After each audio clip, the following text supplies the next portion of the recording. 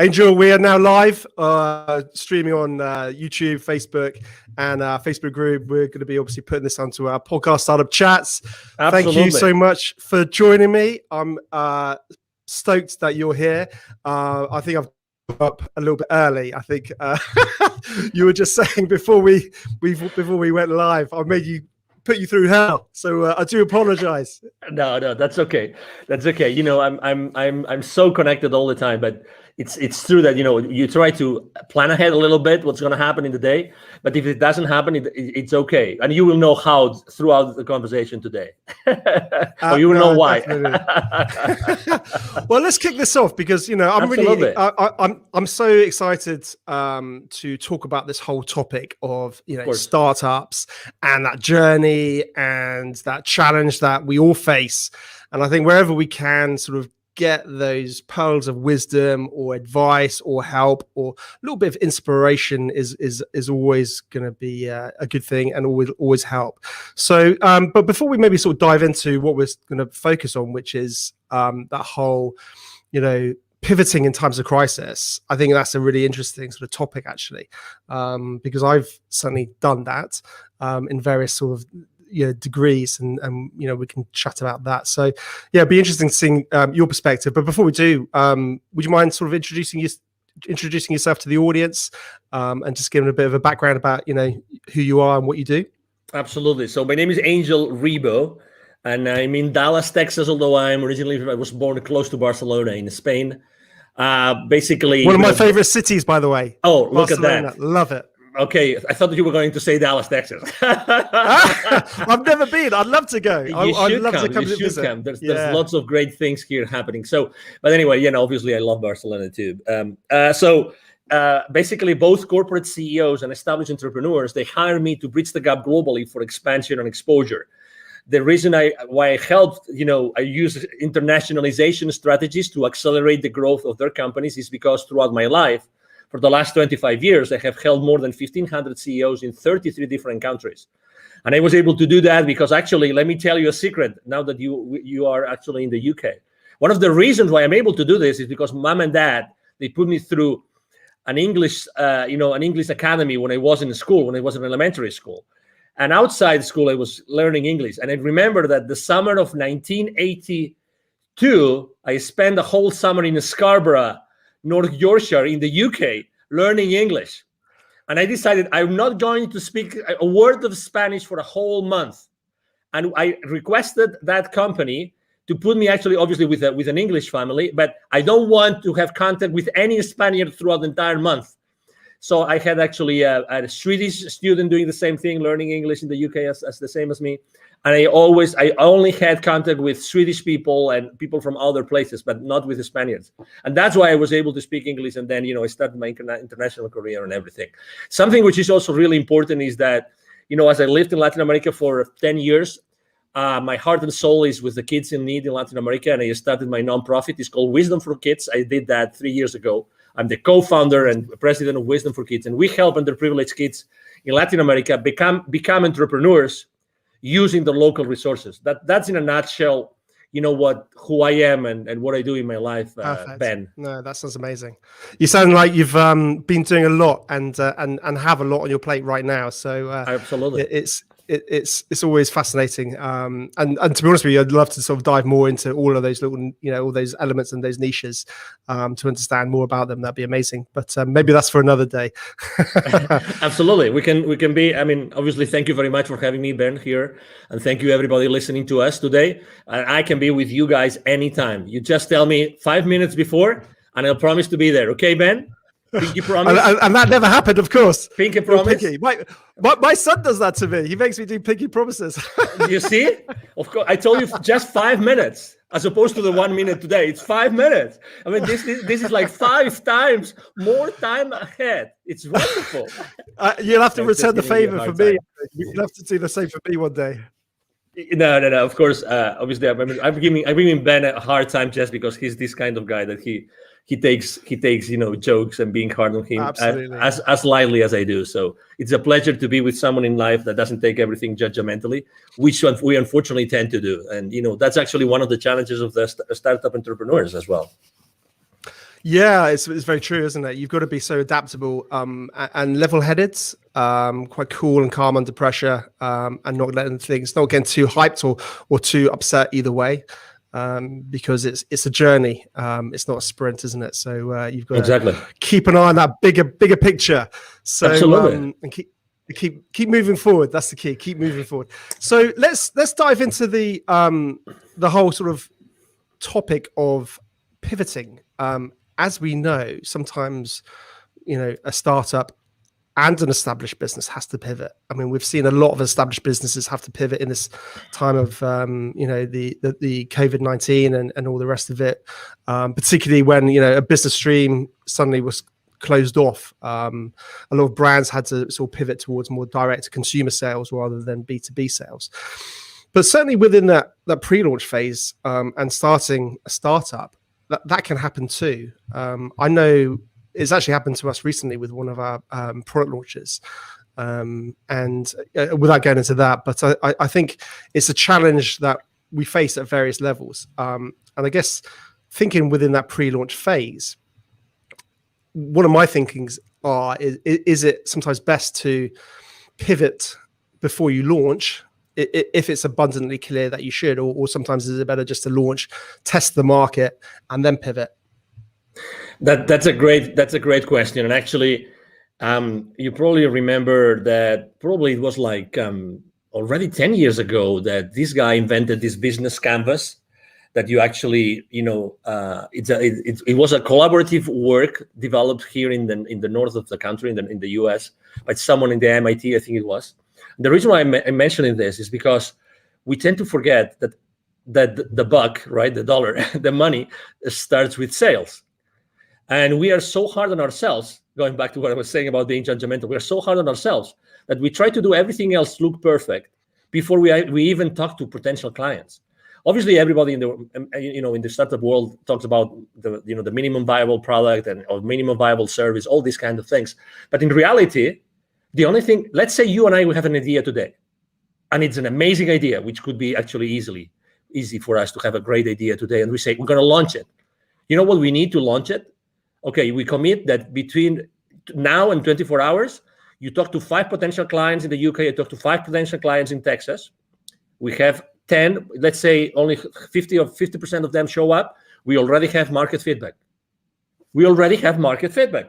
So I think I'm responding to your question. I'm a big proponent of, if you eventually have to launch something into the market, why don't you start talking to the market?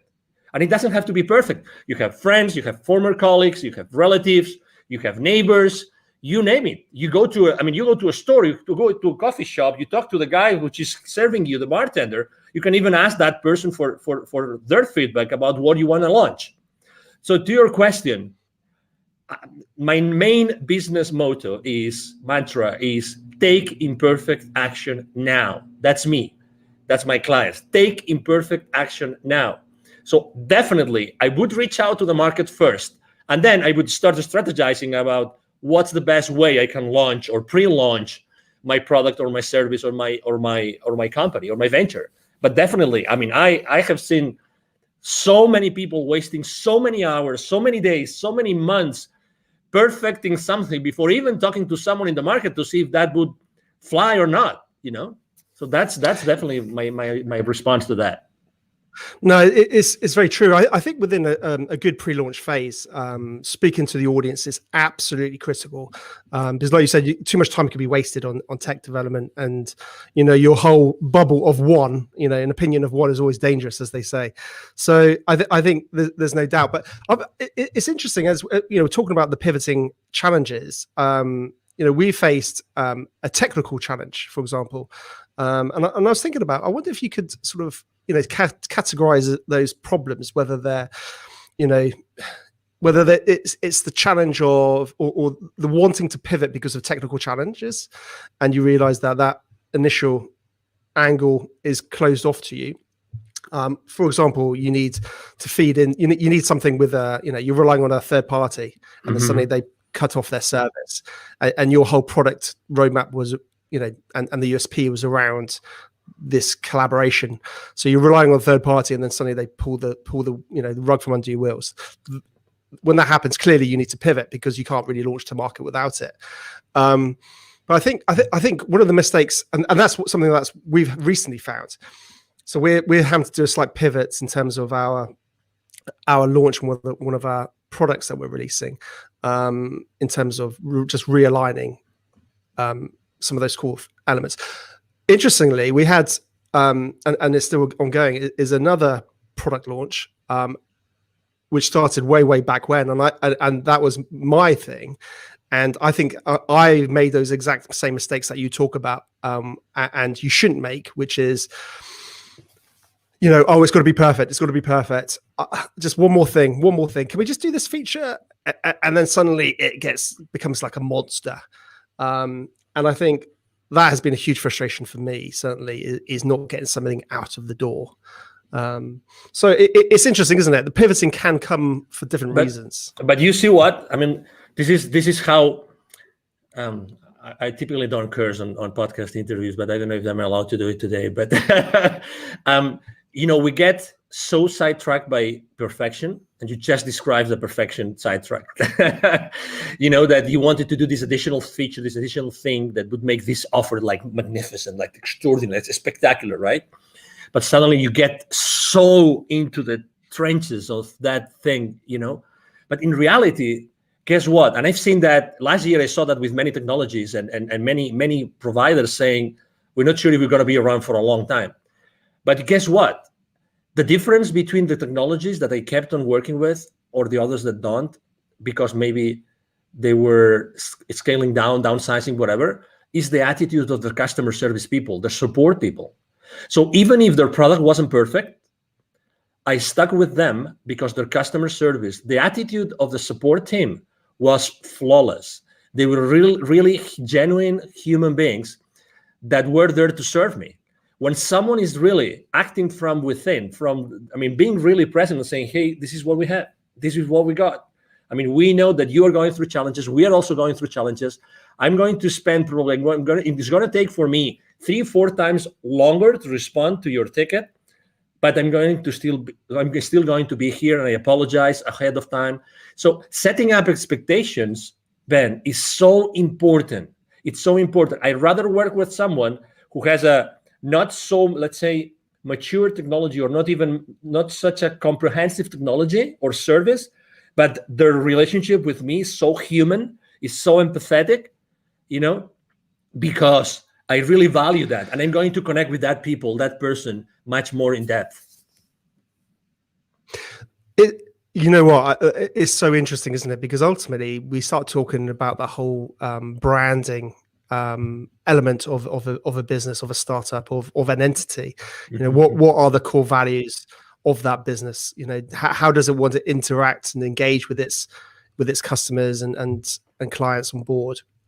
And I think we then start sort of diving into that world of the community, building a community, and whether that's, I guess, having a really good call center or team that respond to tickets and problems, or even I've seen really interesting communities built up on like Facebook groups where startups are really engaged with their communities.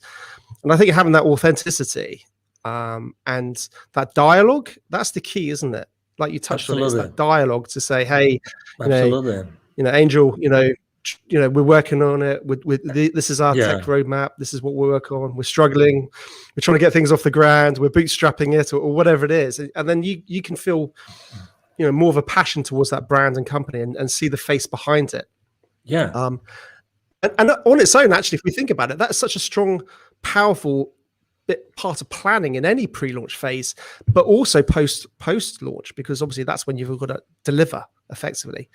And follow through, and that's always challenging. Absolutely. I can give you even another example. Last year, there's this technology that they love to use. My team is an expert on using that. It's called Zapier, which allows you to automatize so many different systems. Zapier takes webhooks from here and there and blah blah blah, integrates so many. So I use a specific dashboard with my clients, and guess what? This guy said they're not cheap, but this guy said, we're going to give you 3 to 6 months for free, just because we know you're suffering. And their support system is great. Okay, so they gave me 6 months for free subscription last year, just for the sake of it. Just for the sake of it, because I was a small business owner, I qualify, blah, blah, blah. Just 3-4 months ago, a competitor came up to the market at a fraction of their price. And they offer you so many more actions per month, which is the currency that Zapier uses. So like a fraction of the price and offering you much more for that fraction of the price. But guess what? I'm not going to change from Zapier. I'm just giving you an example, right? I'm not going to change because they stood behind me, with me all the way. They provided me extraordinary service. They even said, we know cash flow is an issue for you. We're going to support you. So, oh my God, do you think that they will ever leave Zapier as a technology provider for my team and myself?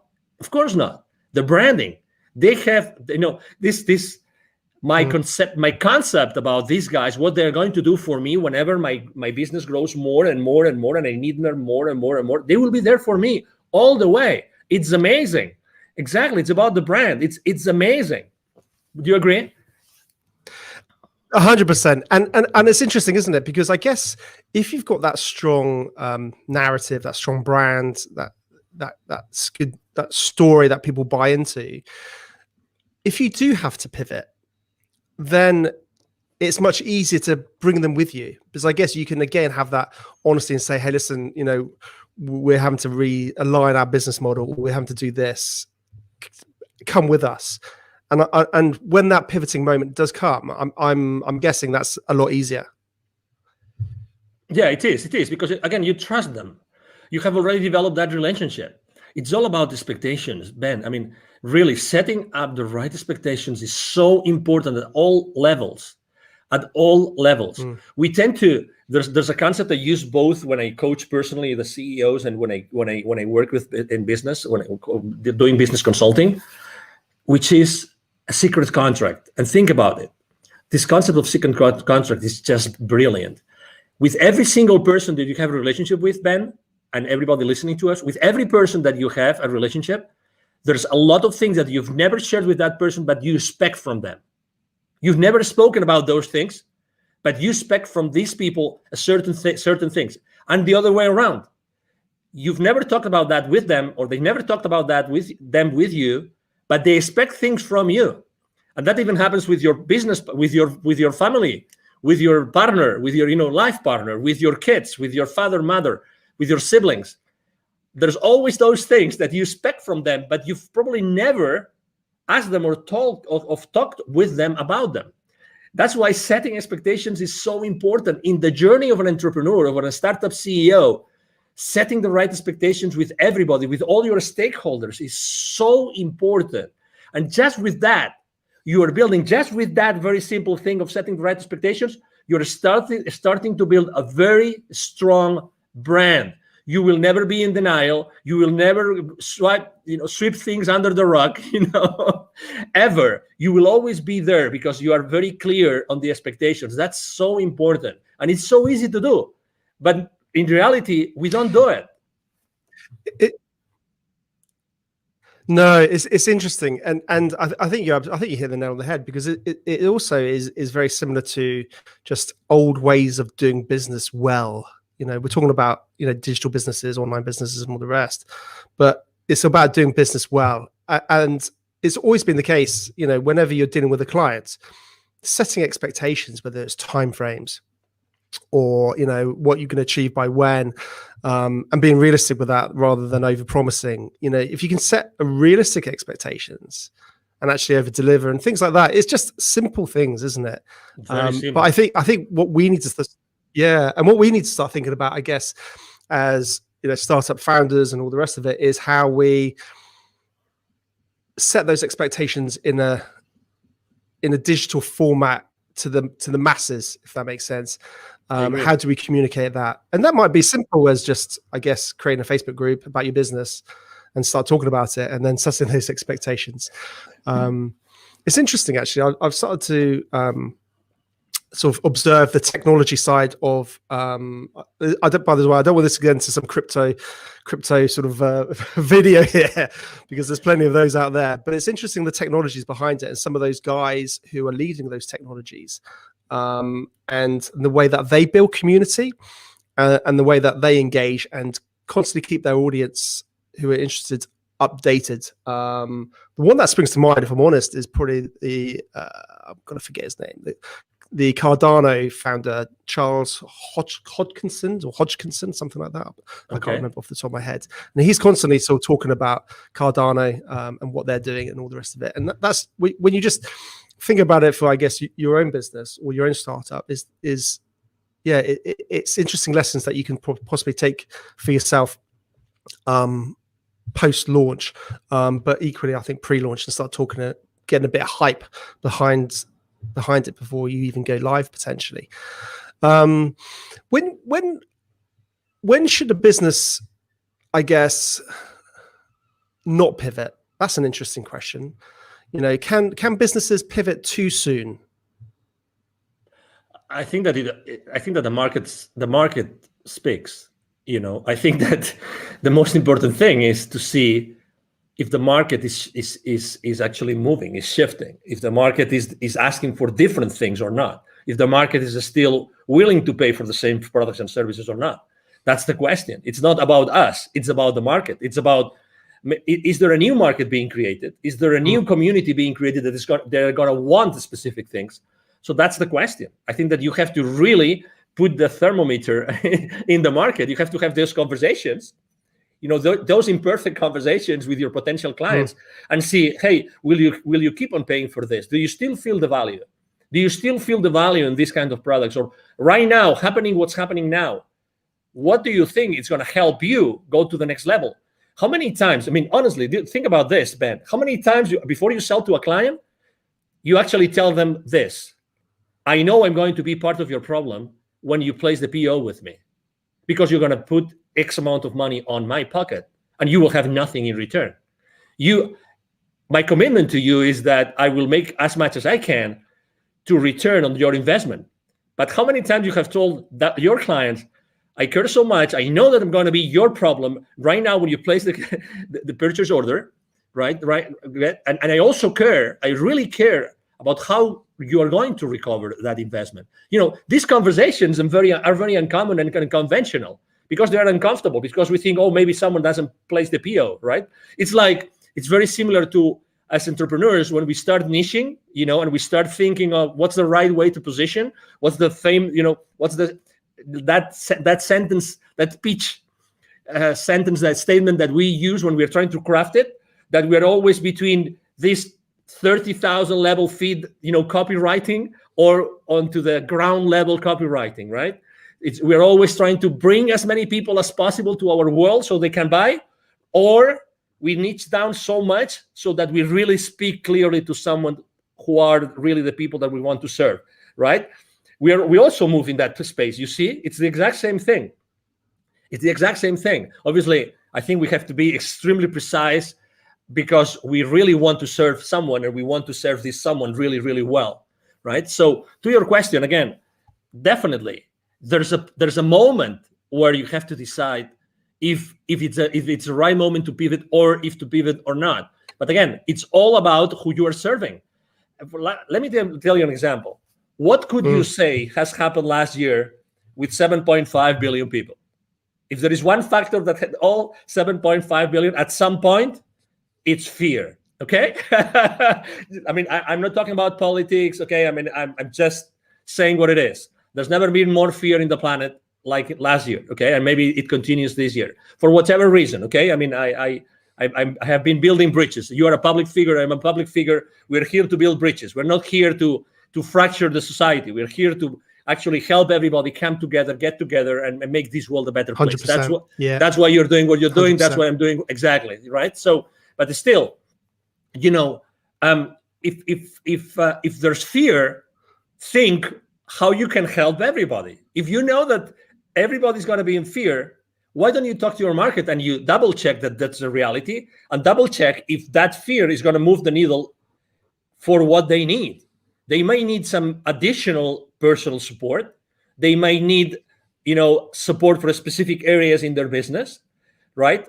Is that fear going to affect the existing clients or not? Is it going to affect will you have to deliver your product or your service in a different way? Again, it's all about the market. It's all about the people, how they feel. It's all about human beings. It's all about human beings, how they feel inside. They're going to make the purchase decision. The buyer, decision has it changed? Are there different criteria? The purchasing criteria of our clients, has it changed? The decision process, has it changed? It's all these kind of things that you have to think about before you decide to pivot or not. Yeah, no, definitely. I mean, that's an interesting point. Has it changed? I mean, ultimately, their buying decision might not have changed, but the way that they buy it may have changed. They might not be able to go into the shop like they used to. So how can you deliver that product or service in a format that they can still access, because they may well still want it? We've seen that, haven't we, with gyms? Gyms have got, people can't go to physical gyms in the UK. I'm not sure what it's like in America, but so people are having to think about, how can I deliver that course online effectively, because those people still want that. And you're 100% right. And I think this goes from pre-launch and carries on continuously forever, is knowing your audience. You touched on that, and listening to your audience. But it's really easy to say that. Well, people think, oh, my audience is everybody. And I think it's so important. And you touched on it. You got to really drill down on who you want to help. And know that market inside out, and that can change. But absolutely. I think have a focus where it is right now. Going back to the is there a right time to pivot? It's interesting because I completely agree with everything you're saying, but part of me also wonders whether you can be too soon.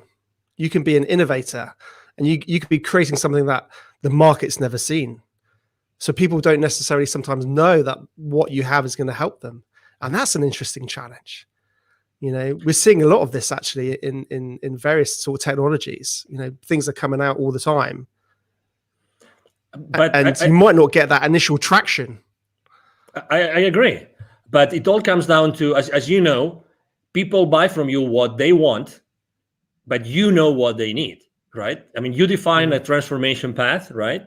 You define the transformation path. You talk to them with your pitch. You talk to them to find them where they are, and then you describe a transformation path, and you are selling them the transformation and the final destination of that transformation, right? You got to tell a good story, haven't you? Yeah, exactly. But again, I think that we make a decision as entrepreneurs. We make a decision every single day of what we talk about and who we talk about. At the end of the day, if you are able to describe that transformation, they might not know, they know what they want, but they don't know what they need. So you're still able to sell to them what they need if you are able to position it as what they want. Okay, so obviously there's this very famous book that you've probably read, The Crossing the Chasm, about technology adoption. Very old book already, like 20 years, 30 years old. I'll be honest, I'm a really bad reader. I'm honestly, I'm so okay. No problem. So I'd love to be a big reader. I really would. It's okay. Crossing. It's okay. Crossing the chasm. So it basically states, when a technology is ready to go to the majority, to not only to the early adopters, so to the majority, right? So it talks about that. So yeah, exactly. So regardless, probably in the beginning, your price point will be at a level that it still justifies the profitability that you need in the company.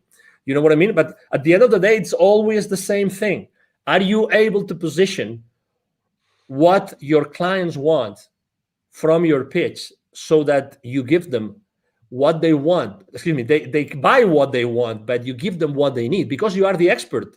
You are the subject matter expert. You're giving them what they need because you know more about that, because you are the expert. And obviously expertise is one of the most important things when you're pivoting, right? I mean, are there areas of expertise that you probably have not pitched enough to your audience? That's an area of, as you know, of innovation and being ahead of the curve and being creative and all these kind of things, and I think that also as entrepreneurs, when we are in startups, I think that we all the time we see new things. We're ahead of the curve. I mean, we really see those innovations because when we push so hard and we do so many things for so hard because our life goes on it, right? So eventually we discover many other things and new ideas and new horizons open up for us. And and it is what it is, and so I mean, if you are an awakening enough entrepreneur, there's consistently reasons and ways for you to be innovative and to start trying those innovations into the market. No, definitely. I think like any good entrepreneur, they're constantly looking at the world in a different way. I call it my invisible radar. It's this. If anyone's watching the video, you'll be able to see what I'm doing. But if you listen to the podcast, you won't. But basically, it's like up there constantly, and it's just going, and then it's all hones on something, and then suddenly it's like, oh wow, this is like, and your brain starts going 100 miles an hour, and then your wife tells you to calm down and stop being silly and get focused on what you're doing. Exactly, because it's always challenging, isn't it? It's getting pulled too far in too many different directions. Absolutely. Interesting. Talking about, again, getting back to the pivoting. I think when somebody needs to pivot, having a good personal brand makes it a lot easier to pivot. And I think sometimes lots of business owners don't really focus on their personal brands. What's your sort of thoughts around that?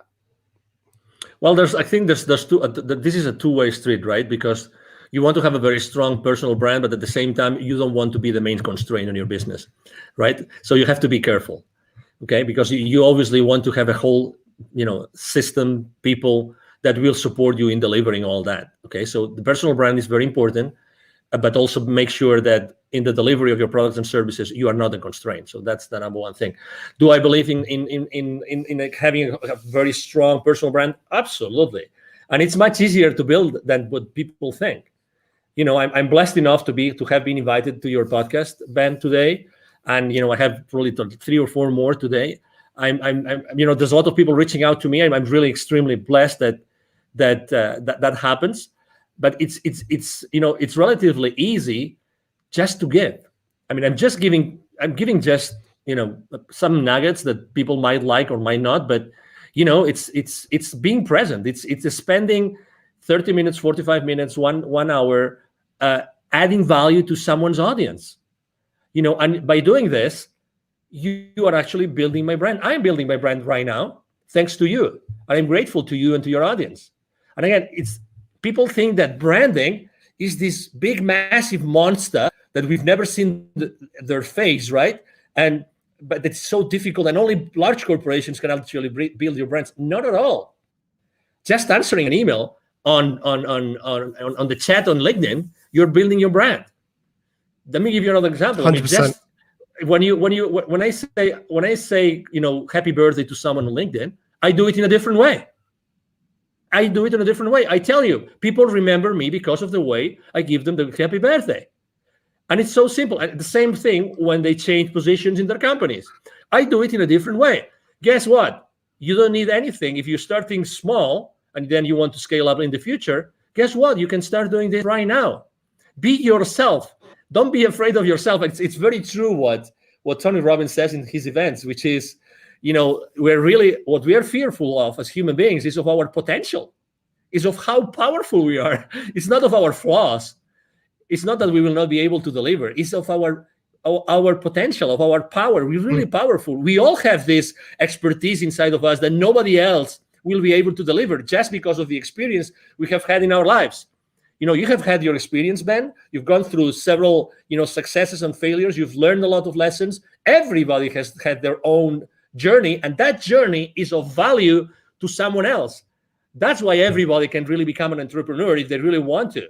That value, that intrinsic, unique value of anybody out there can really help other people, to overcome their challenges in their personal lives or in their business life. It is what it is. It's by definition. 100%. And also what I love about it is it gives, several things. It gives a face behind the business. So it has you have that real sort of personal element. And I think that's the future for business, having personality. But also I think as an individual, we all know we have many layers. We have many interests. Whereas a business is obviously clearly focused on one area, possibly with a very focused audience. But with a personal brand, people, you're able to express more of your interests. You're able to express more of your fascinations and your other hobbies and other, businesses. So I think certainly if you do need to pivot, it's much easier to do so, and because people believe and buy into you, not that particular product or service. I think that's something very, very interesting. So in terms of sort of top tips or advice you could possibly pass on to any budding, startup founder, what would that be? Well, I said it before briefly, but it's definitely, I think that's, honestly, I think this is at least 50% of the success, of the secret to success for any entrepreneur right now, which is take imperfect action now. Take imperfect action now. Expose yourself. Whatever you want to do, start doing it right now, immediately. Start talking to potential clients, to potential partners, to potential collaborators, to potential allies immediately. Take imperfect action now. Don't wait. There's never going to be a perfect time for you to become an entrepreneur. Never. So why don't you start doing it now? You don't really need much. Honestly, you don't really need much. Really. I mean, what did they say? Yesterday's the worst day, today's the best day, or something like that. I probably got that completely wrong. No, yesterday was the best day. Today, I can't remember. I was just probably making something up. No, that's okay. But it's a matter of, hey, take imperfect action now. And then as soon as you start making steps, taking those steps, as soon as you start doing that, you will start seeing the forest. You will start seeing this works, this doesn't work, this could work, this couldn't. You start seeing the rest of it. But you have to start making those steps. You know what I mean? So definitely. Exactly. So be humble enough to do that. Definitely. And just out of interest, on a side note, Angel, what's the sort of whole startup scene like in Dallas, and in your hometown? What's business like there? Well, I have to say, first of all, it has changed and improved a lot. Dallas used not to be the startup hub that it is today. I've been very involved with the startup community here. Actually, last year, it's so funny. Last year, I gave 2 different webinars to the startup community here, and the title of both webinars were Pivoting in Times of Crisis. both of them. So there's a very strong community for startups here, very strong. That particular accelerator I gave the webinars to, it's called The Deck, but there's many accelerators. The mayor of Dallas himself, he has said many times on the stage, he wants to become a very stronghold, important stronghold of the startup community in the country. And there's a lot of, angel investors community and family offices. And this, it's really a great place to be an entrepreneur and to start up your business. I'm very involved with the Startup Week here and with the Startup Weekends. I've been the jury for a few Startup Weekends as well. So, it's a great place to be, definitely. I would encourage anybody that would like to maybe try and come to the US. This is a great place to be. Fantastic. And am I right in thinking a lot of people are moving out from California and Silicon Valley to Dallas? Totally. Is that right? Yeah, it's true. Actually, large corporations, even before the pandemic started large corporations from California started to relocate here. And right now it's massive. It's massive, the amount of people that are moving from California and many other states to Dallas, to Texas, North Texas, because Dallas is strategically positioned. You don't think about it, but Texas is a huge state. We will never run out of space. That's the beauty. We will never run out of space. And we don't have a state income tax, which is great. And also, the property prices are pretty reasonable. So yeah, it's a great place to be. Ben, you should start making your luggage here. Come on. Well, I've got a wife and 2 kids to sort of bring in tow. So great school systems here. Great school system. Oh, fantastic. Well, absolutely. You know what? We can have this conversation aside, Ben.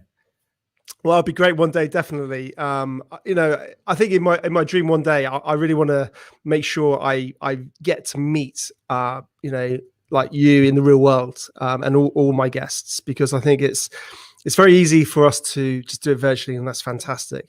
But I think if we can actually try and do that, like down the pub and have a beer, that's where, relationships can get built and go further. And I think, digital and what we can do now is amazing. But I think if we can get that, carry on with that social element into the real world, I think it gets even more powerful. Yeah, no, definitely. So one day I will get over to Texas, and come and say hello. So no doubt, I'd love to come and say hello. Awesome. Please do. Brilliant.